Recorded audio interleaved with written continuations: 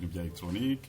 Hari bamwe mu banyarwanda batuye n'abakorera mu mahanga bavuga ko bahoraga n'ikibazo cyo kohereza amafaranga bene wabo ari ugasanga adakoreshwa ibyo yagenewe.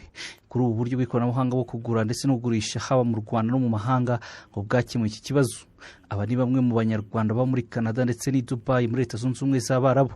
Rimwe na rimwe nk'abantu ibibazo bajya bahura nabyo nuko iyo bohereje amafaranga adakoreshwa ibyakagombye gukorwa ibintu by'ingenzi bikenewe, hari abayajyana mu kabari cyangwa yakoresha ibindi bitari bikenewe. Iyi serivisi rero yo guha online ifasha abantu bari muri diaspora ku buryo bwihuse kandi bwizewe bwo guhahira abantu babikeneye, bikabasanga iyo bari batagombye kujya kubihaha, kandi bakagezwaho ibintu biri frais bimeze neza mu buryo bwihuse. Iriya site ya Migro ku giti cyanjye narayikoresheje, ni site ikoze neza. Umuryango ugomba kwitaho umunsi ku wundi,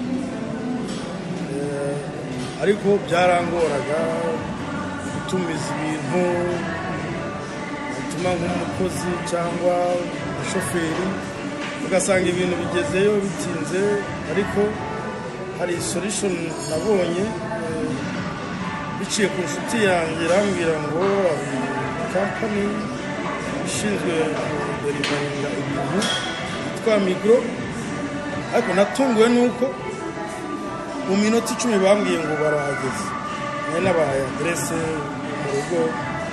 Byaranshimishije. Nyuma yaho dukomeza dukorana niza ibindi bintu. Mu by'ukuri ni solution kuri twe tubaha. Naguze nodaniza online, nishyura online, barabidelivaringa mu gihe gito cyane. Mu by'ukuri navuga ngo mpafashikariza n'abagenzi banjye cyangwa abandi bantu bari mu mahanga bategereye imiryango yabo bashaka gukora kugira uko bahahira abavandimwe babo i Kigali cyangwa n'ahandi mu Rwanda, ko bakorana na Migro kuko service yabo ni service nziza avec l'experience ngiye mfite. Abacuruzi bifashisha ubu buryo nabo bemeza ko muri ibi bihe bya COVID-19 babukoresheje bakabona abakiriya mu Rwanda no mu mahanga. Nk'urugero umusibejo twari dufitiye ne mu ifuru yari umukiriya uvuye i Kigali, twarayimukoreye bamudelivaringira ku buntu nta kibazo. Rero iyo ukizeho ibicuruzwa byawe bigufasha mu iterambere mu kubigurisha byihuse. Akenshi biragora nubwo wenda iterambere ririmo rigenda, ariko ntabwo riragera kuri bose, ku buryo usanga rukubwira ati mpa amafaranga ungarurire. Ariko kuri Migro byose biri online, uhitamo ibintu byose ushaka online ukishyura online, ku buryo aho naho usanga ni kimwe mu bintu bifasha muri isi y'iterambere, harimo kuba bidufasha gukoresha ibyo koranabuhanga dufite, ariko hakabaho no kwihuta. Navuga ko harimo icyo mu Gifaransa twita ngo ni double avantage. Bayikoresheje ibintu byangereyeho igihe, ikindi uburyo bakoramo ibintu bari professional.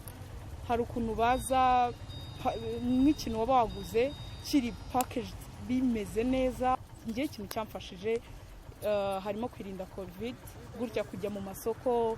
Rwiyemezamirimo wakoze uburyo bw'ikoranabuhanga bw'igura n'igurisha Eric Rugwizangoga avuga ko babutekereje mu rwego rwo gukemura ikibazo cy'aboherezaga amafaranga ntakoreshwe icyo yagenewe ndetse n'icy'abacuruzi bagomba gukora mu bihe bya COVID-19.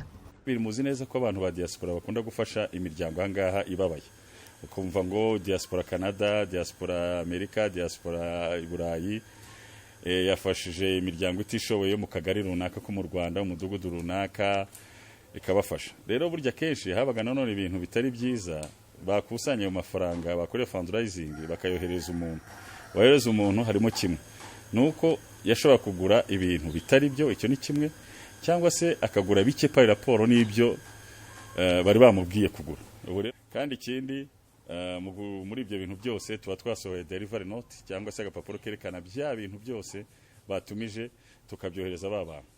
Iyo uguze ikintu kuri Migro, yaba ari email cyangwa message isanzwe ku muntu wenda udafite na smartphone, ashobora guhamagara, haba hariho nimero akatubwira ati dukeneye ibi nibi. Ugenda ukurikirana ibicuruzwa byawe uko wabiguze. mu cyongereza bakunda kubyita ngo ni tracking. Uburyo bw'ikoranabuhanga bw'igura n'igurisha bwakozwe n'urwiyemezamirimo bumaze imyaka 6 bukora, ariko bwitabiriwe n'abantu barenga 2,000. Bienvenue Dame Tusi, Televiziyo Rwanda i Kigali.